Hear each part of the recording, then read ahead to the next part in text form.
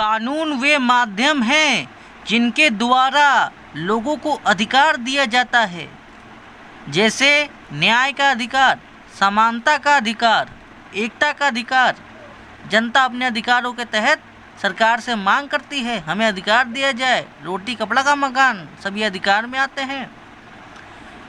ये लिखित रूप में होते हैं, यानी कि ये अधिकार संविधान में लिखे हुए हैं, सरकार इनको पास करती है और यही कानून हमें अनुचित कार्य करने से रोकते हैं। कोई गलत कार्य होगा तो ये रोकते हैं हमें करने से, चोरी डकैती या कोई भी नियम हो, उनको नियम अगर तोड़ते तो हमें राज्य दंड देता है। राज्य सरकार द्वारा मान्यता प्राप्त होते हैं तथा राज्य का संचालन इन्हीं के आधार पे होता है। राज्य का कानून नियम सब इन्हीं के आधार पे होता है। एक अधिकारी क्या काम करेगा, एक मंत्री क्या काम करेगा, एक नेता काम क्या करेगा, एक पुलिस वाला कैसे काम करेगा, एक आम आदमी कैसे गाड़ी चलाएगा, कैसे अपना घर खरीदेगा, ये सभी कानून और नियमों के अंतर्गत आता है। और यद्यपि ये संप्रभु की इच्छा से बने हैं, जो कि सामान्य इच्छा से बनते हैं और समाज कल्याण के लिए बनते हैं, अर्थात नेता जो बनते हैं उस पे जनता की राय ली जाती है, जनता अपना मत प्रकट करती है, तब ये कानून बनते हैं मेरे मित्रों। जी हाँ दोस्तों, अगर इस तरह की वीडियो अच्छी लगे तो political science by Manmohan channel को सब्सक्राइब कीजिए और पॉलिटिकल साइंस के कंसेप्ट को हम लोग चर्चा करेंगे। दोस्तों, एक सालमन नाम के विचारक हैं, तो सालमन नाम के विचारक ने बोला, कानून नियमों का वह समूह है जिसे राज्य मान्यता देता है और न्याय के प्रशासन में लागू होता है।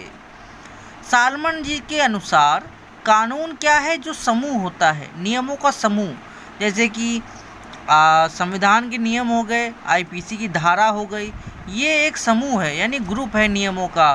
किसको क्या सज़ा मिलेगी, किसको क्या अपराध करने पे सज़ा होगी, आर्थिक दंड, सामाजिक दंड, मतलब बहुत सारे दंड और उससे बनते हैं।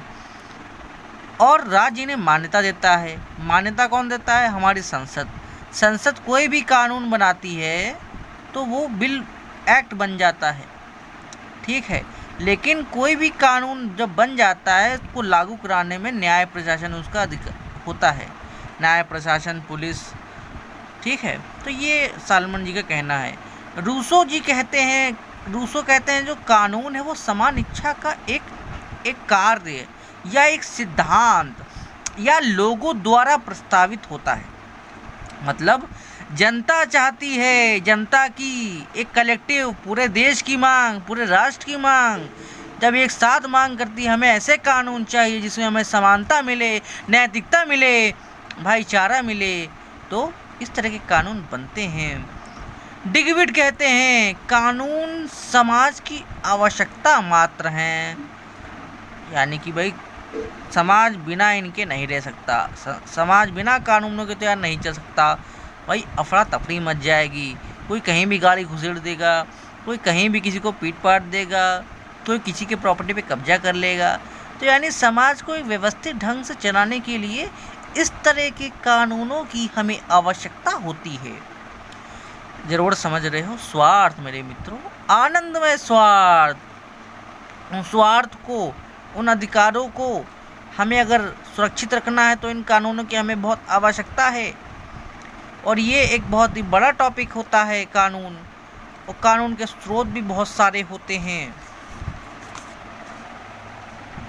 कानून के स्रोत क्या होते हैं? कानून के स्रोत होते हैं